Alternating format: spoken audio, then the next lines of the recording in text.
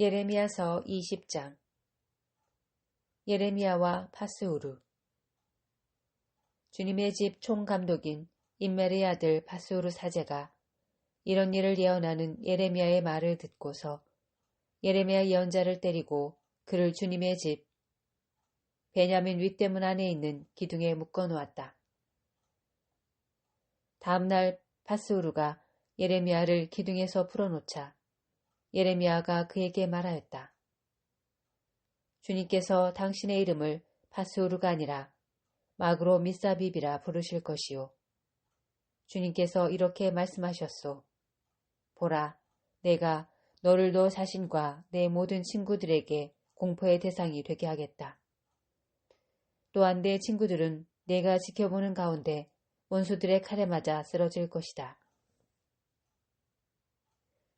내가 온 유다를 바빌론 임금의 손에 넘겨주리니 그가 그 주민들을 바빌론에 유배시키고 그들을 칼로 죽일 것이다. 또한 내가 이 도성에 온갖 재물과 생산물과 귀중품을 그리고 유다 임금들의 온갖 보물을 원수들 손에 넘기겠다. 그러면 원수들은 그것들을 약탈하고 가로채 바빌론으로 가져갈 것이다. 파스후르야, 너와 내 집에 사는 모든 사람도 바빌론에 유배될 것이다. 너와 너의 거짓 예언을 들은 친구들도 모두 거기에서 죽어 그곳에 묻힐 것이다. 예레미야의 5번째 고백.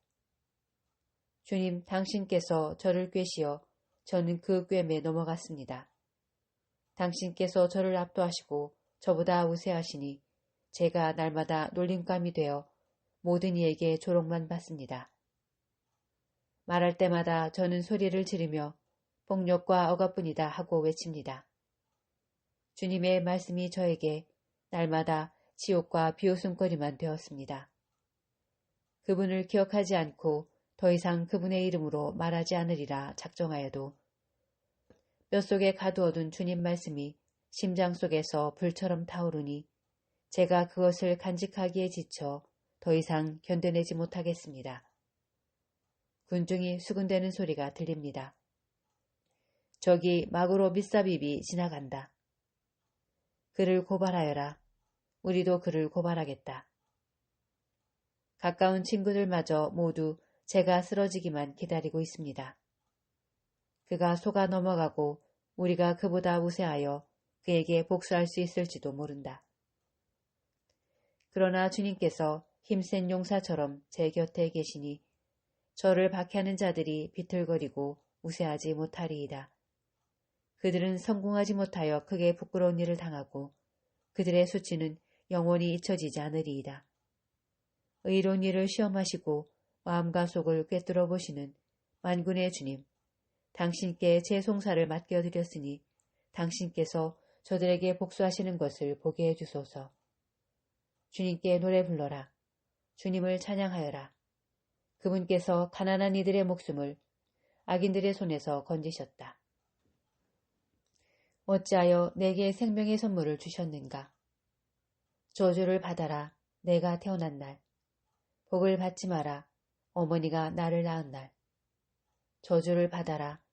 당신에게 사내 아이가 태어났소 하며 아버지에게 기쁜 소식을 전하여 그를 몹시 기쁘게 한 사람. 바로 그 사람을 주님께서 사정없이 뒤엎으신 성읍처럼 되게 하여라. 아침에는 울부짖음을, 한낮에는 전쟁의 함성을 듣게 하여라. 그가 모태에서 든 나를 죽여 어머니가 내 무덤이 되고 내가 언제까지나 모태에 있지 못하게 한 탓이다. 어찌하여 내가 모태에서 나와 고난과 슬픔을 겪으며 내 일생을 수치 속에서 마감해야 하는가. 유다 임금에게 내린 신탁. 예레미야서 21장. 시드키야에게 내리신 응답. 시드키야 임금이 말키야의 아들 파스후르와 마아세야의 아들 스바냐 사제를 예레미야에게 보냈을 때 주님께서 예레미야에게 내리신 말씀. 그들이 예레미야에게 부탁하였다. 바빌론 임금 네부카드네자르가 우리에게 싸움을 걸어오니 우리를 위해 제발 주님께 문의해 주시오. 행여 주님께서 예전처럼 우리에게 기적을 일으키시어 네부카드네자르를 우리에게서 물러가게 해주실지도 모르지 않소. 그러자 예레미야가 그들에게 말하였다. 시드키야에게 이렇게 전하시오. 주 이스라엘의 하느님께서 말씀하십니다. 이제 너희가 성벽 밖에서 너희를 포위하고 있는 바빌론 임금과 갈대아인들을 공격하려고 손에 든 전쟁 무기를 내가 거두어 그것들을 이 도성 한복판에 모아놓겠다. 그리고 분노와 노여움과 무서운 진노 속에서 내가 손을 뻗치고 강한 팔을 휘둘러 너희에게 맞서 싸우겠다. 내가 이 도성에 사는 것들은 사람이든 짐승이든 모두 치리니 그들이 무서운 흑사병에 걸려 죽을 것이다. 주님의 말씀이다. 그 다음 이 도성에서 흑사병과 칼과 굶주림으로부터 살아남은 자들, 곧 유다 임금 시드키야와 그의 신하들과 백성을 바빌론 임금 네부카드네자르와 그들의 원수들과 곧 유다 임금 시드키야와 그의 신하들과 백성을 바빌론 임금 네부카드네자르와 그들의 원수들과 그들의 목숨을 노리는 자들의 손에 넘기겠다. 그러면 네부카드네자르는 그들을 칼날로 치고 그들에게 동정을 베풀거나 그들을 불쌍히도 가엾이도 여기지 않을 것이다. 이 백성에게 말하여라. 주님께서 이렇게 말씀하신다. 이제 내가 너희 앞에 생명의 길과 죽음의 길을 놓아둔다. 이 도성에 머무는 자는 칼과 굶주림과 흑사병으로 죽겠지만 여기서 나가 너희를 포위하고 있는 갈대아인들에게 항복하는 자는 죽지 않고 제 목숨을 전리품으로 얻을 것이다. 사실 나는 복이 아니라 재앙을 내리려고 이 도성을 마주보고 있는 것이다. 주님의 말씀이다. 이 도성은 바빌론 임금의 손에 넘어가고 그는 이 도성을 불태울 것이다. 임금들과 궁궐과 도성, 유다 왕실에 대한 말씀. 주님의 말씀을 들어라. 주님께서 이렇게 말씀하신다. 다윗 집안아, 아침마다 공정한 판결을 내리고 착취당한 자를 압제자의 손에서 구해주어라. 그러지 않으면 나의 진노가 불처럼 튀어나가 아무도 끌 수 없게 타오르리라. 이는 너희의 악한 행실 탓이다. 골짜기에 사는 자야, 평지에 솟은 바위야. 주님의 말씀이다. 너희는 누가 우리를 치러 내려오고 우리 거처까지 쳐들어오겠느냐 하지만 이제 내가 너희에게 맞서겠다. 나는 너희 행실의 결과에 따라 너희를 벌하리라. 주님의 말씀이다. 내가 예루살렘 숲에 불을 질러 그 불이 그 둘레를 모두 삼키게 하리라. 예레미야서 22장. 주님께서 이렇게 말씀하신다. 유다 왕궁으로 내려가서 이 말을 전하여라. 너는 이렇게 말하여라. 다윗 왕자에 앉은 유다 임금아, 이 성문으로 들어오는 내 신하들과 백성과 더불어 주님의 말씀을 들어라. 주님께서 이렇게 말씀하신다. 공정과 정의를 실천하고 착취당한 자를 압제자의 손에서 구해주어라. 이방인과 고아와 과부를 괴롭히거나 학대하지 말고 이곳에서 무죄한 피를 흘리지 마라.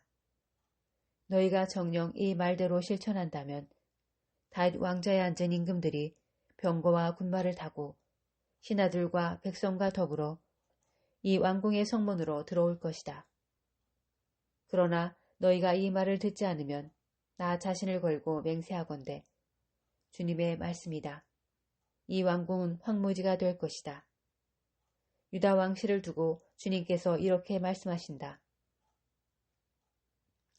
너는 내게 기랏과도 같고 레바논 산꼭대기와도 같으나 맹세코 내가 너를 광야로 만들고 아무도 살지 않는 성읍들로 만들리라.